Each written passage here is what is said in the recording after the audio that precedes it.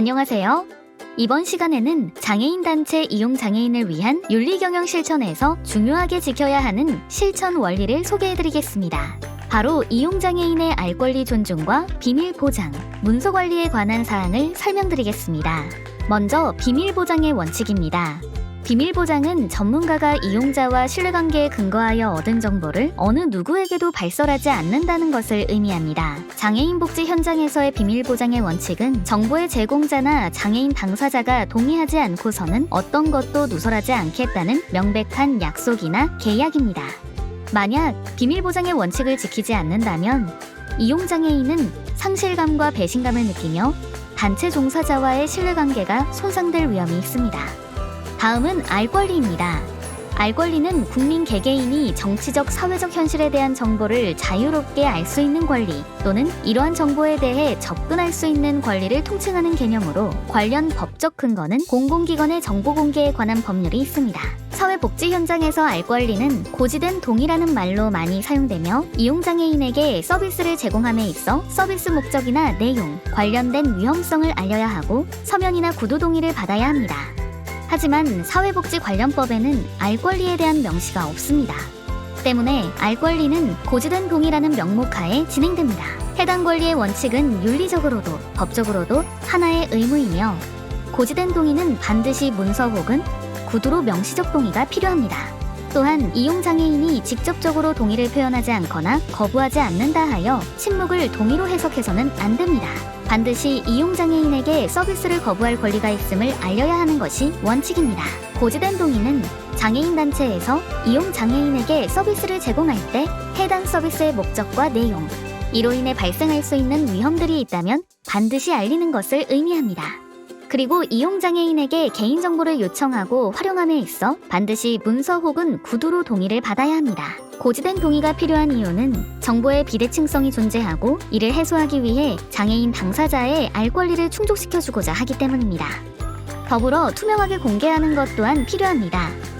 1998년 공공기관의 정보공개에 관한 법률 시행 후 정보공개 제도는 국민의 알 권리를 보장하고 행정의 투명성을 확보하는 데 중요한 역할을 담당하고 있습니다.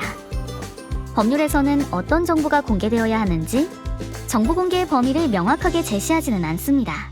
그렇기 때문에 정보공개 운영 매뉴얼을 확인해야 합니다. 투명성의 윤리 원칙을 지키기 위해 공개해야 하는 내용의 경우 기관의 예산을 기본으로 설명하면 총 9가지의 공개 내용이 있습니다.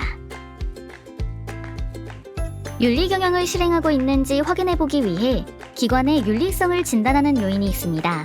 해당 요인은 총 14가지로 구성되어 있습니다. 첫째, 이용장애인의 권리로 단체 이용장애인의 권리를 보장해주는 정책이나 규정 및 절차, 윤리적 기준이 마련되어 있고 그에 따라 실천되고 있는지를 파악해야 합니다. 둘째, 비밀 보장과 사생활 보호입니다. 이는 이용장애인에 관한 어떠한 정보도 비밀을 보장해주고 사생활을 보호해주는 규정 및 절차, 윤리적 기준이 있어야 합니다. 셋째, 고지된 동의로 이용자에게 기관의 서비스 제공 원칙, 절차 등의 정보를 고지하고 충분한 시간을 제공한 뒤에 동의를 받는 것입니다. 이러한 실천이 규정 및 절차에 따라 윤리적으로 실천되고 있는지 확인해야 합니다. 넷째, 서비스 제공으로 서비스 제공자 측면에서 단체 종사자들이 윤리 경영에 대한 능력과 자격을 갖추고 있는지, 서비스 제공이나 문제 발생 시 이용 장애인을 보호해주는 절차, 윤리적 기준이 마련되어 있는지의 여부 등을 파악해야 합니다. 다섯째, 직원 개발 및 훈련으로 종사자들에게 적합한 훈련을 제공하는 기관의 규정, 절차, 윤리적 기준의 유무를 확인해야 합니다. 여섯째, 문서 기록으로 단체 종사자들이 서비스를 제공하고 문서를 작성하는 데에 필요한 정책이나 규정, 절차, 윤리적 기준이 있는지 파악해야 합니다. 일곱째, 비방과 명예훼손과 같이 이용장애인을 비하하는 언행 등을 했을 때 처리하는 정책, 규정, 절차, 윤리적 기준의 유무를 알아야 합니다. 여덟째, 업무의 경계 및 갈등입니다. 단체가 이용장애인 및 모든 이해관계자들과의 관계에 관해 기관 내 규정, 윤리적 기준이 마련되어 있고 실천되고 있는지 확인해야 합니다. 아홉째, 문서 보관으로 이용장애인의 기록을 보관하고 처리하는 데에 필요한 규정, 절차, 윤리적 기준의 유무를 확인해야 합니다. 10번째, 슈퍼비전 체계를 갖추고 정기적으로 슈퍼비전을 제공하며 슈퍼바이저로서 기능과 역할을 잘하고 있는지 파악해야 합니다. 11번째, 종사자 및 이용장애인의 상해에 관한 처리 절차 및 윤리적 기준을 확인해야 합니다. 이는 종사자와 이용장애인이 서비스 이용 과정에서 신체적, 정신적 상해를 입었을 때 처리하는 절차, 윤리적 기준의 유무를 의미합니다. 12번째, 종결은 이용장애인의 권리와 보호에 적합하도록 서비스 종결을 위한 절차, 윤리적 기준의 유무를 확인해야 합니다. 13번째, 평가와 연구는 서비스, 정책, 프로그램 등을 모니터링하고 평가하며 결과를 이해관계자들과 공유하는 절차, 윤리적 기준을 파악해야 합니다. 마지막으로 윤리적 결정은 윤리적 쟁점에 봉착했을 때 결정을 내릴 윤리적 기준과 의사소통 체계를 확인해야 합니다. 이렇게 총 14가지의 기준으로 기관의 윤리경영 실천 여부를 점검해 볼 수 있습니다. 오늘 마지막으로 알아볼 부분은 윤리적인 경영을 위한 원칙입니다. 단체의 입장에서는 윤리경영을 위한 제반 준비사항을 철저히 이행해야 하며 윤리 강령과 규범에 관한 업무 수행 방침을 정확하고 분명하게 제정해야 합니다. 또한 윤리 강령을 추진하고 실천 과정에서 발생되는 업무를 담당할 윤리위원회를 설치해야 합니다.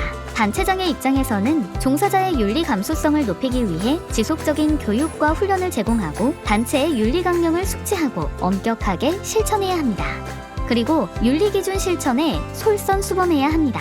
종사자의 입장에서는 비윤리적인 접대를 하지도 받지도 않으며 업무 수행상 이해관계자로부터 금품을 수수하지 않아야 합니다. 단체의 정보를 보호하고 공유하며 종사자 상호 간 윤리 멘토링 관계를 맺고 단체 내에서 공사를 엄격히 구분하여 처신할 줄 알아야 합니다. 오늘은 단체 이용자를 위한 윤리적 실천의 대표적인 알 권리와 비밀 보장, 그리고 윤리경영 실천의 점검 기준에 대해서 알아보았습니다. 오늘 알게 된 정보를 기반으로 장애인 단체를 윤리적으로 운영하기 위해 더욱 노력한다면 더 좋은 사회를 만드는 데 도움이 될 것 같아요. 함께 노력해보아요.